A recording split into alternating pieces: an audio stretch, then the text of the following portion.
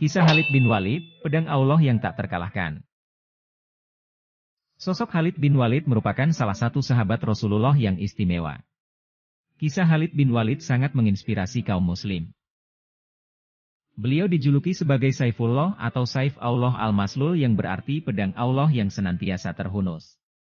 Saking istimewanya, gelar tersebut diberikan langsung oleh Rasulullah karena keahliannya dalam berperang. Khalid bin Walid baru masuk Islam beberapa bulan sebelum Fathul Mekah. Kisah Khalid bin Walid masuk Islam terjadi setelah Perang Uhud.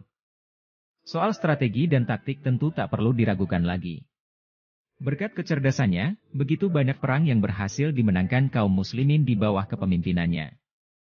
Karena itulah, Khalid bin Walid mendapati julukan pedang Allah yang selalu terhunus. Perang terbesar yang berhasil dimenangkan pasukan Khalid adalah Perang Yarmouk. Dalam perang tersebut, sekitar 46.000 pasukan kaum muslim berhasil mengalahkan pasukan Bizantium yang berjumlah 240.000 orang. Dalam perang ini Khalid menggunakan strategi. Membagi pasukan menjadi 40 kontingen. Ia mengubah strategi dengan menjadikan pasukan sayap kanan berpindah ke sayap kiri, dan sebaliknya pasukan sayap kiri berpindah ke sebelah kanan. Sebagian pasukan diposisikan agak mundur, yang berarti setelah beberapa saat peperangan berlangsung, mereka akan datang seakan pasukan bantuan yang baru datang. Hal ini disiapkan Khalid guna melemahkan semangat berperang musuh dan membuat seolah-olah kesatuan tentara kaum muslimin terlihat lebih besar dari yang dibawa musuh. Strategi ini menyebabkan musuh mundur dan semangat mereka melemah. Untuk diketahui, Perang Yarmouk merupakan salah satu pertempuran penting dalam sejarah dunia, karena ini menandakan gelombang besar pertama pembebasan Muslim di luar Arab, dan cepat masuknya Islam ke Palestina, Suriah, dan Mesopotamia yang rakyatnya menganut agama Kristen. Perang ini terjadi pada 636 Masehi. Dalam sejumlah catatan sejarah yang ada menyebut bahwa ia tidak pernah kalah dalam peperangan, baik sebelum maupun sesudah ia masuk Islam.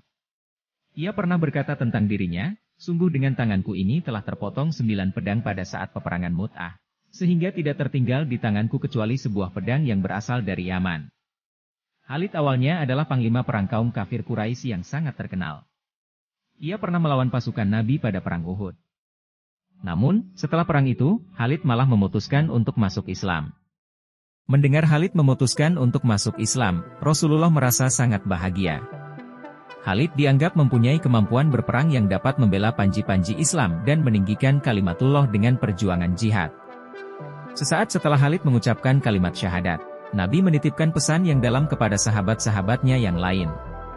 Ia berkata, "Jangan sakiti Khalid karena sesungguhnya ia adalah pedang di antara pedang-pedang Allah yang dia hunuskan pada orang-orang kafir." Khalid diturunkan dari jabatan setelah terdengar desas-desus ia berbuat curang terhadap harta rampasan perang. Berita ini singgah ke telinga Khalifah Umar bin Khattab.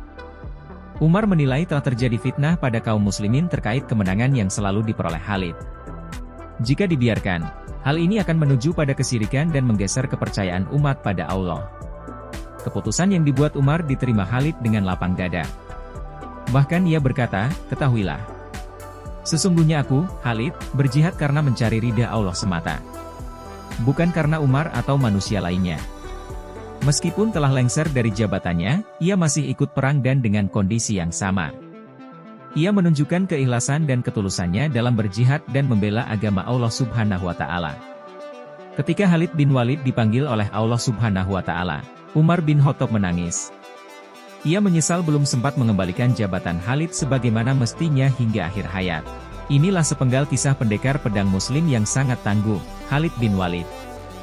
Ketangguhan, kecerdasan serta keikhlasannya patut kita teladani. Terima kasih sudah menonton. Jangan lupa subscribe, like dan komen.